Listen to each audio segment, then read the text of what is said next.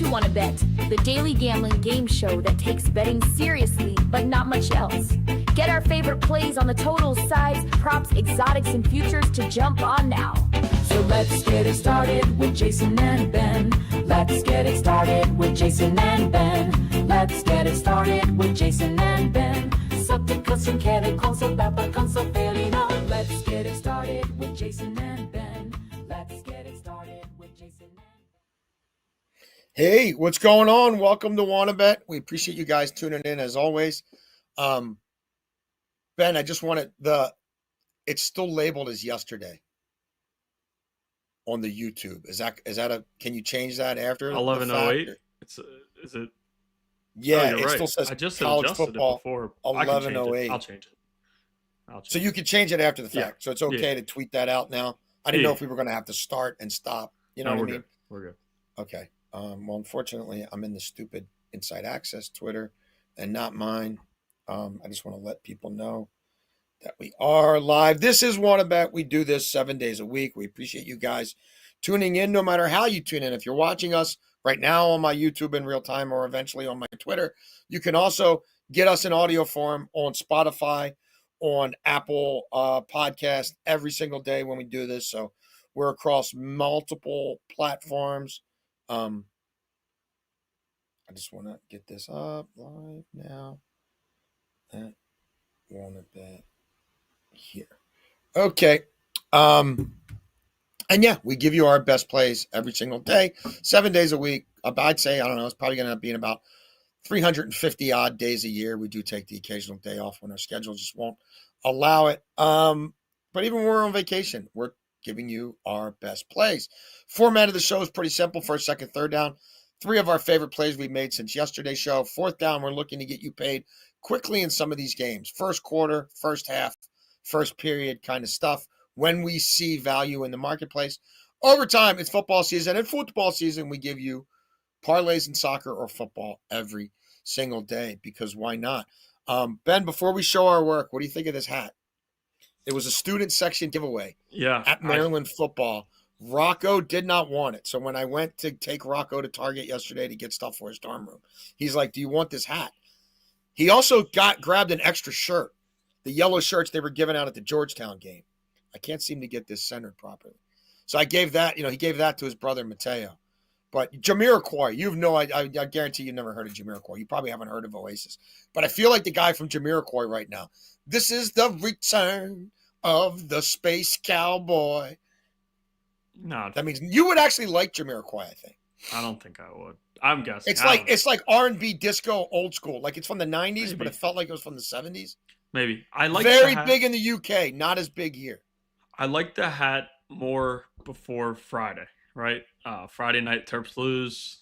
It's an ugly showing for their offense. And then Saturday, Locks gets embarrassed by Rutgers. Yeah, not good. He might be gone. You're going to be seeing a lot of this hat. It's a little big on me, but I don't care. So let's show people how we did yesterday. We basically, for my end, we treaded water in the Premiership. We had some nice hits. Chelsea -1, Chelsea -2. We had 2 cashes on the Burnley-West Ham match in the first half alone. Arsenal, they were eventually going to give up a goal. Turns out they gave up 2 to Sunderland. That happens. That under, they barely got to 110 points in that game. You're going to be seeing Towson University unders showing up quite a bit. They are 20-6 to the under out of conference since the start of 2023. That is the best the best rate in the NCAAs of all 365 college basketball teams. They also had Houston on their heels, cut it to 7 very late. Couple fouls didn't go their way. A couple calls didn't go their way. But Towson's a game team. Beltway, Ben, how was your Saturday? It sucked. St. John's, my favorite play of the week, probably ends up losing outright. And I think there were people grilling me on TikTok. But yeah, I thought St. John's would be better. I thought Alabama would be worse. Alabama impressed me. They shut me up. I thought we'd be talking down on them after the week. St. John's goes on a big run to get up with like 5 minutes left. And I'm like, all right, it's gonna be one of those games where they're down for most of the game and end up somehow still covering. Didn't go that way. They weren't good closing the game. Alabama was amazing. Arkansas on the money line, plus 128, back and forth. Izzo got the job done at Michigan State. Arkansas's true freshman. It was up and down. Like they showed some Yeah. really good things and why they were 5 stars, but they also late in the game not really understanding the clock, and that happens with true freshmen. So took that risk. Arkansas lost. Nebraska was able to win to give us a win, and then we would have cashed at least one of our parlays to make the day a little bit better. But Washington loses to Wisconsin, and How Wisconsin's about that? leading passer was their Punter. punter. So I don't even know what to say there. Yeah. Iowa State, Rocco Beck didn't throw the football much. Wasn't a good read, but again, we weren't down much. I mean, we didn't give out enough to be down a lot. Just St. John's the other day, the 2 parlays, and these 2 plays here. But again, Nebraska was able to win last night. Felt good about them coming in. I felt good about them throughout most of that game. So hopefully we can bounce back today in the NFL because we have a lot of plays ready. Yeah. Also, one quick thing before we get to tomorrow, and all of our plays available in the Super Discord. If you're listening, go to our Twitter bios. There's a link there. Every play we make in real time available there. A lot of people who were probably with me on the Lakers last night when it came out that the Hawks were putting literally nobody in their lineup. That's not a good thing. That didn't make me feel better about my bet. That tends to happen a lot more than you'd think in the NBA. When one team's playing the back end of a back-to-back and they decide to run their G Leaguers out there, crazy-ish tends to happen. And I knew 4 minutes into the second quarter, even though I had the Lakers at a great number, -3.5, I knew I was cooked. By Luka's second rotation through, I knew I was cooked. All right. On to today's bets. We do have a lot. I'll get it started in first down. Jackson Dart, anytime touchdown. Look, we got this. If you're in the Super Discord, we were on this at around +230 very early in the week. I'm now giving it out on this show today. You can see the loss of value. You can't find it 2-1, but I'll still take +190 when there's no Scatabo, when this kid has hit the end zone 4 straight times. Chicago doesn't allow a ton of rushing touchdowns, but when they have, they've been short distance. Dart is now their finisher from short distance, and Dart has also scored on the ground from outside the red zone. He's fighting for his coach's job, Brian Dable. Those two love each other. He doesn't want Dable to be fired. He's going to try to do a lot himself, and the cast around him isn't great. Chicago's defense is kind of fugazi. If you want to crown him, you can crown him. Ben, we saw Snoop Huntley gouge him with his legs and his arm just 2 weeks ago. A guy we didn't think belonged in the league anymore. So I think Dart, with no Scatabo, finishes one on the ground for the 5th straight time. I also, Beltway Ben, believe this is a 5th straight game where he runs for 1 and he throws for 1. That's been their MO. They're aware of it. They're not getting away from it here. Jackson Dart, anytime touchdown. Jackson Dart to throw a passing touchdown. And Jackson Dart to run for 30 yards. He's averaging 45 a game. He's going over 50 most of the time, 3 of the last 5. It's a Chicago defense that quarterbacks can run on. Anybody, frankly, can run on, and they're down their feature back. Those 3 plays for Dart will get you +320. What says you, Ben? Yeah, first down, we're going to stay in that game, and we're taking a risky play here.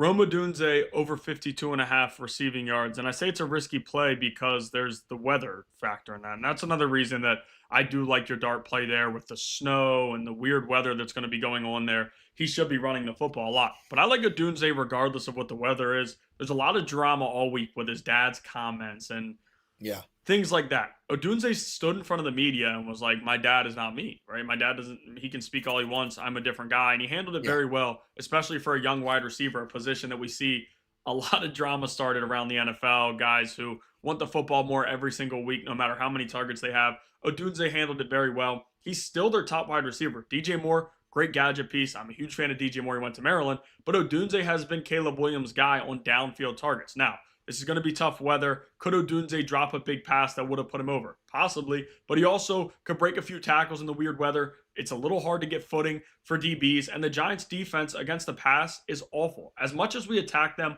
with running backs, I didn't want to take a risk either way with the Bears because, like, Swift is probably going to play, but I don't want to deal with that situation today because I know I'll take either Monangai or I'll take Swift. Whoever I take, the other one would have a big day. So I end up going with a wide receiver here. He leads the Bears in receiving. I think he breaks at least one tackle on a short throw, an easy throw from Caleb Williams, and he has the speed to break away. 52.5 receiving yards over for Rome Odunze at -112. Excellent. Second down for me, Seattle, Arizona, one of the few division games on tap. And look, I think that this game could go under. And There's going to be a lot of unders starting in November as the men and the boys separate. Other side of the trade deadline, teams have gutted their rosters. Some teams are tanking. I think we're going to see more and more unders. But in this spot, I think Seattle's number one receiver and the best receiver in football right now, who's on pace for 2,014 total yards receiving, Jackson Smith and Jigba, and Rashid Shaheed, who they just acquired. I think they both at least go off on a limited basis in this game. I like JSN over 80 or more receiving yards, plus Shaheed over 40 or more receiving yards, plus 190. Arizona does have a really good pass defense. Hey, we were on them on the money line against Dallas in part because of that. But no Will Johnson. They're up against a Seattle team that's more complete, much more complete than Dallas. I don't think they're going to be able to play with the lead like they did. And Sam Darnold's the best deep ball thrower in the NFL right now. He's averaging over 9 air yards per attempt. His completion percentage on deep throws is best in the NFL. Everybody knew the ball was going to Jackson Smith and Jigba. He's over 120 yards in 4 straight games. He's got 8 or more catches in 5 straight. We're taking him to 80. Which is a very reasonable number for him and well below the 2,000 yard per game pace that he's on. Rashid Shaheed, what's he done since 2022? He's caught more balls than anybody in the NFL that travel 20 or more yards through the air. Now you've got 2 legitimate vertical threats to worry about. Is he going to catch one for over 40 yards all by himself in this game? It wouldn't shock me. And yeah, Arizona, a good pass defense, but no Will Johnson. They're down another defensive back as well. I don't know that they're going to generate pressure against this Seattle offensive line like they did some other lines, although that Walter Nolan kid looks pretty damn good. But look, I think Kubiak will have an answer for this. And there's some people out there saying, well, I don't know how Shaheed's going to do in his first game here. He was with Kubiak in New Orleans. You think Kubiak changed his offense? He knows the offense. He knows the terminology. He knows everything. And instead of having some Jamoke like Taysom Hill throw him the ball there, it's Sam Darnold, who's bombing away more than anybody in the league and having more success with it. So there we go, plus 190. Second down, Ben? Yeah, second down, we're going to Jahmyr Gibbs, and we're going to play him in 2 different ways. We're going to play him over 97.5 rushing and receiving yards at minus 110, and we're also going to play over 14.5 rushing attempts, which is also right around there, minus 110. Listen, I gotten burned a few times playing his rushing and he goes off receiving, and then playing his receiving and he goes off rushing. I'm basically handcuffing this. I do lean more his rushing here, but again, to me, he could catch a 30 or 40 yard pass like he does in a lot of these big time games, especially with the weather in Washington today. It's a 4:25 kickoff. It's supposed to be extremely windy. I think they'll make it easier for golf. And he's a different type of player where you can throw it a screen pass and he can turn it into 80 plus yards. He has that ability. He's also good running the football. I think they're going to have to run it today. Washington's defense at the beginning of the year is a completely different picture than what they are now. They've struggled against the run a lot more as the season's gone on. They've allowed a lot of receiving yards to running backs, like the 6th most in the NFL. So I would expect to see a big day from Jahmyr Gibbs, both running the football, and I also, again, we're hedging it with a little bit of receiving there. He could go over 97.5 rushing yards by itself, but if he has 68 on 16 carries, I still want to have the ability to get that big catch, because even in the games where he is going over the 70.5 rushing yards, they're going to keep him involved in the passing game with this weather. So again, for anybody who didn't get it, Jahmyr Gibbs over 97.5 rushing and receiving yards at minus 110, and we're also playing him over 14.5 rushing attempts at minus 110 as well. Third down for me, no concerns about weather in LA tonight. Steelers at the Chargers, going to feel like a home game for the Steelers. Look, these two teams love their kickers. Dicker, the kicker, second in the league in field goals made. Boswell is 10th. He hasn't attempted as many as some other people, but when he attempts them from anywhere, 50 or 60, they're good. Give me both these teams to make a field goal of 33 yards or more, minus 150. Not super sexy, but we're going to start there. Again, the Chargers kick a lot of field goals. Harbaugh's conservative, and they're willing to kick them from anywhere. So are the Steelers. And now we got an old Aaron Rodgers going on the road. They didn't add anything to the mix in their offense at all at the deadline. It is what it is. It's pretty predictable. And the Chargers have a really good red zone defense, and I think they'll be up for this one. We've also got a Chargers team with no Joe Alt, which might curb the scope of their offense. In fact, I'd be shocked if it doesn't. So we're on that kicker prop. We also let's move this total up to 48.5. Under 48.5 total points, plus over 3.5 total made field goals between both these teams. That'll get you plus 210. Again, 2 kickers on a great night to kick. The Steelers defense put a lot of good stuff on film last week, whatever you want to say about them. And with no Joe Alt and a team with an offensive coordinator just wants to run the damn ball with Greg Roman anyway, I think you can make a case that this goes under. Again, the Steelers offense is not prolific. If you take away, why am I blanking on his name? I'm a senior, man. Metcalf. Who else is going to beat you deep? Nobody. I don't see a lot of explosives from either team. I think both these head coaches have proven over time they're very conservative in their game management. So I think you're going to see field goals from 2 of the best field goal kickers in the NFL. Field goals means not touchdowns, which means we go under. And again, we are taking this total up a tick. So Spotify's under 48.5, over 3.5 field goals made, plus 210. Third down, Ben. Third down, we're going to a tight end receiving yards. New Orleans, early in the year, he burned a lot of people and nobody wanted to play him. And I mean, he was struggling and he's getting paid a lot of money and that fan base was not a fan. But I like Juwan Johnson over 37.5 receiving yards at minus 110. Jason used to attack the Panthers with tight ends all the time, and I'm going to do it here. They're allowing just over 64 receiving yards to tight ends per game, 7th most in the NFL. Now, they fixed their defense a little bit. They're playing better football. With that being said, they're a 5.5-point favorite. If they're up big late, you don't think Schauk's going to be hitting him on easy throws down the stretch. And I mean, if they're down 2 scores, they're going to have to be chucking the football across the field with that situation. The quarterback, as I mentioned before, he is young. There should be some easy throws to a veteran tight end who's played with a number of different quarterbacks in his career, and he's had success with a lot of these different guys. Now, I mentioned it before. There has been some, talk about Johnson and him being a lazy player and not playing good football. Well, he's over this number in 2 of his last 3 weeks. As the year's gone on, he's been better. And now they just traded away Rashid Shaheed, the number 2 target in that offense, behind Chris Olave. You take him away, that means Johnson's going to be the number 2 target. Olave's still there. He'll still get what he does. But with the Panthers struggling against tight ends, a tight end here who's a vet playing with a young quarterback, I do like Juwan Johnson over 37.5 receiving yards at minus 110. Excellent. 4th and short. I'm going to keep it short. This is a quick one. We've got a lot going on in overtime. I'm not going to belabor the point here. We jumped the Houston-Jacksonville team game under at 41.5 when it opened. It's now down for the game to 37.5 in a lot of spots. I still don't hate it. But if you go, I'm going to like Bet Rivers, you could get under 19.5 in the first half. So priced as if it's going to be more like 39 for the game. You're paying a little juice, minus 117. Why do I like the first half so much? Because these are, first of all, 2 teams that can't score a lot. It's Davis Mills and not C.J. Stroud. It's Davis Mills with beat-up wide receivers and not C.J. Stroud. Trevor Lawrence stinks, and both defenses are really good in the first half. So, you're looking at a Houston team that's 21st in the league in first half points scored, and a Jacksonville team that's 24th. You're looking at a Jacksonville defense that's only allowed 76 first half points all season long. That's 7th best in the league. Houston has allowed 59 points in the first half of games all season long. That's 2nd best in the NFL. Neither team is in great form offensively right now. Obviously, you're recalibrating with Davis Mills. I think you're going to see a lot of stuff run through the running backs. My guy Woody Marks probably gets fed today because I'm not on him and probably does some things.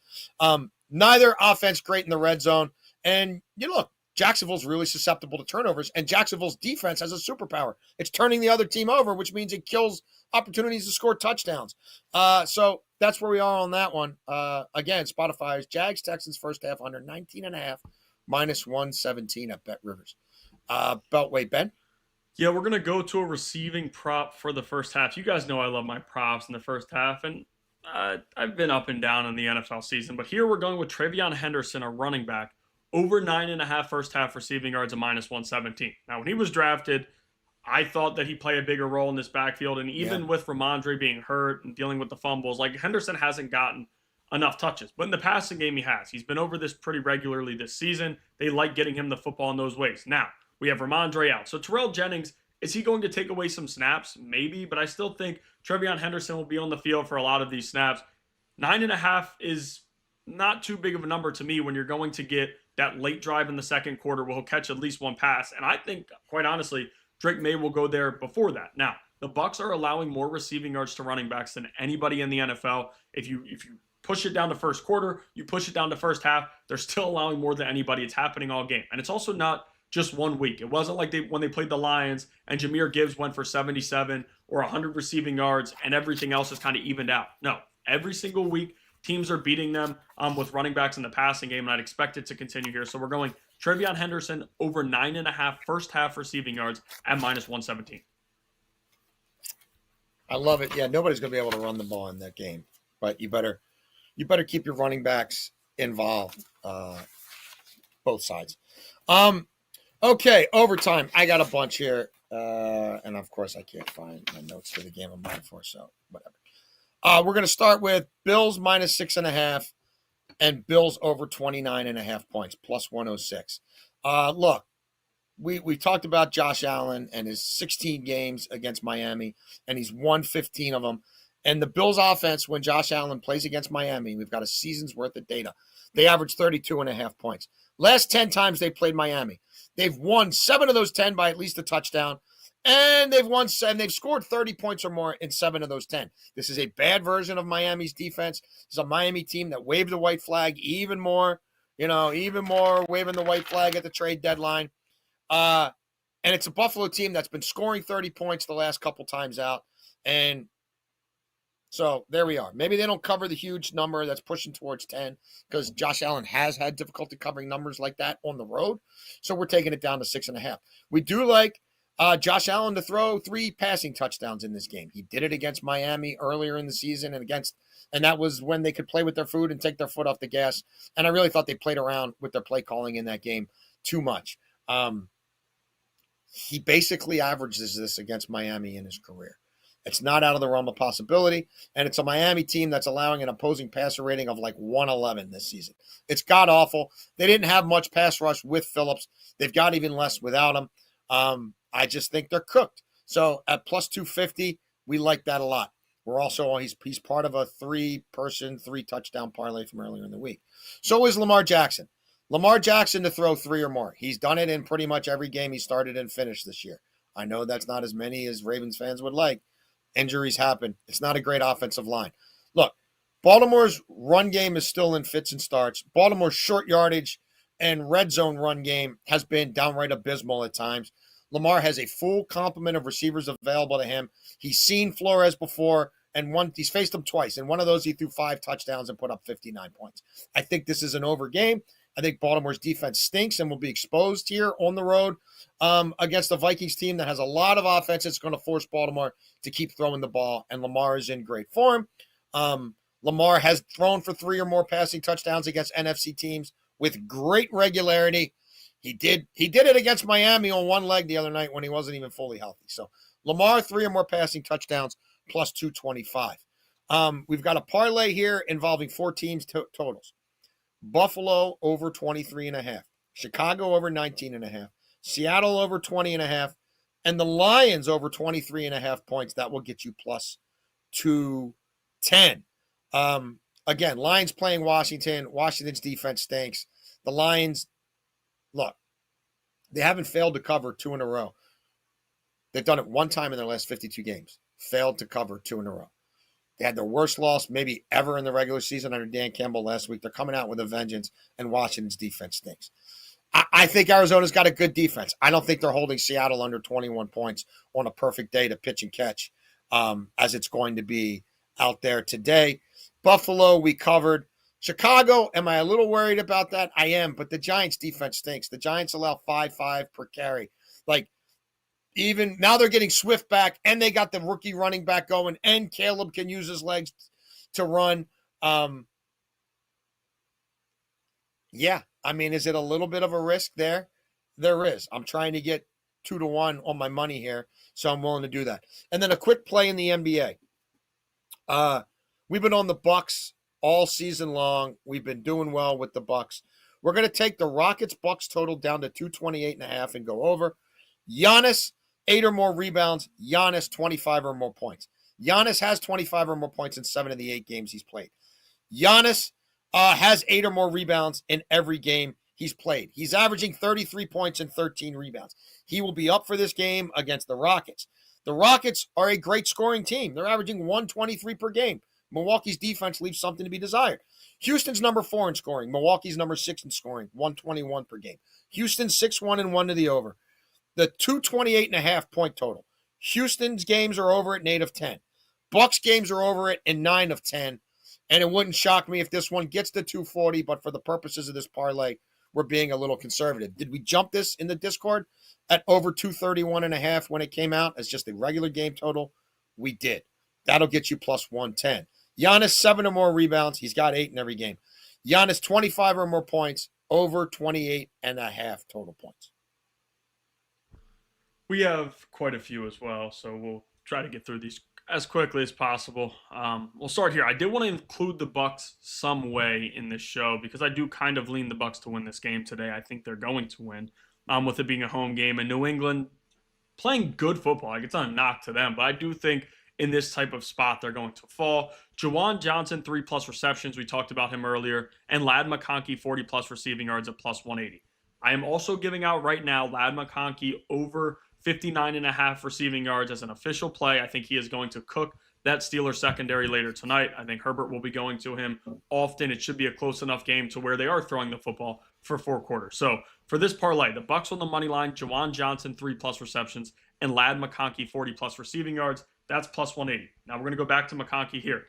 50+ receiving yards for Ladd. Travion Henderson, 15+ receiving yards. And then Jacoby Myers, 20+ receiving yards, plus 163. Like, when you look at what Myers has done and he's getting traded, and I know it's the first game, which is a little bit risky, he asked to go there, right? They could have traded him to Pittsburgh. Yes. He asked to go there. He knows that situation. Brian Thomas Jr. is out for this game. This is a guy who's played with a number of different quarterbacks. When he was in New England, they were rotating guys in and out and trying to figure things out for the last year he was there. In Vegas, we already know that situation. So I do think Myers will be fine playing with Trevor Lawrence today, and this is not too much of an ask. This is one catch with him if he can get some yak, plus 163. For the parlay, again, anybody didn't get it. Ladd McConkey, 50+ receiving yards. Travion Henderson, 15+ receiving yards. And Jacoby Myers, 20+ at plus 163. Now, the last NFL parlay we have is a tight end parlay. We do these almost every Sunday where we throw in 3 tight ends and go with them. Dalton Schultz, 25+ receiving yards. A.J. Barner, 20+ receiving yards, and Isaiah Likely, 15+ receiving yards, plus 161. Had to bring up Barner because I fought for this guy to be in the Wanna Bet Hall of Fame weeks ago and haven't put him in a place since. He has not been featured in the show since he cashed us that plus 5. One bomber does not a Hall of Fame career make. It's been helping me, especially when I'm down the past few days. He's keeping me afloat. That big night that he gave me, I think he cashed like 3+ money plays that night. But I do think he gets 20 here. He's done it in almost every game. He's questionable. Hopefully he does play. If not, that would wipe that one out, and we just need Schultz and Likely for like a minus 120 play. Schultz at 25+. Listen, when you look at this matchup for them, the Jags are very, very good against the run, but they struggle against tight ends. I think Schultz should have no issue from Davis Mills. Again, a backup quarterback. Now, he's been the starter in his career, but those guys usually go to tight ends more than not. And then Isaiah Likely, 15+. This is a risk because the Vikings are like the best defense in the NFL against tight ends, but I like the Likely and Lamar. Exactly. And like that, we saw it last week when I took him for 50+. It's a broken play that doesn't look like anything's there. Lamar makes it happen more than anybody, and Isaiah Likely can get that. So 15 receiving yards is also one catch for him. He's got a lot of different ways to get here, so I do like him. Again, 15+ receiving yards for Isaiah Likely, A.J. Barner 20+, Dalton Schultz 25+, and that's plus 161. And now we'll always finish with an NBA parlay. I did want to go to the NBA today just with one play. Kevin Durant and Jalen Brunson 20+ points, Jimmy Butler 4+ rebounds, and the Detroit Pistons team total over 109.5. Now, Kevin Durant against the Bucks. The Bucks have, as good as they've been, they haven't been very good defensively. They've been outscoring a lot of these teams. And Kevin Durant has been the guy for Houston. In all of the games where we've taken him for 20+, I think he's burned us once. I'm confident that he'll get us to 20. And in that game, he had 19, and it didn't play the fourth quarter. It was a pretty frustrating night, but it is what it is. Jalen Brunson, 20+ points. He's done this in all but one game. They're playing the Nets, who are horrendous against scoring teams. I just think that the Nets, even if they do get blown out and struggle in the fourth quarter, we don't see much of Brunson. I would expect him to score 20+ through the first 3 quarters. He can shoot the 3. They've struggled with opposing 3-point shooters, and Brunson can get to the bucket. He can get to the free throw line. A lot of different ways that he can score. Jimmy Butler, 4+ rebounds. The Pacers are allowing more rebounds than all but one team in the NBA this season. It's not changing. Nothing is going away. Nembhard's back, but that's not changing anything for them on the glass, to be quite honest with you. So I do think Jimmy Butler has no issue getting the 4 boards. And then the Pistons over 109.5. Listen, 76ers, we talked about it before.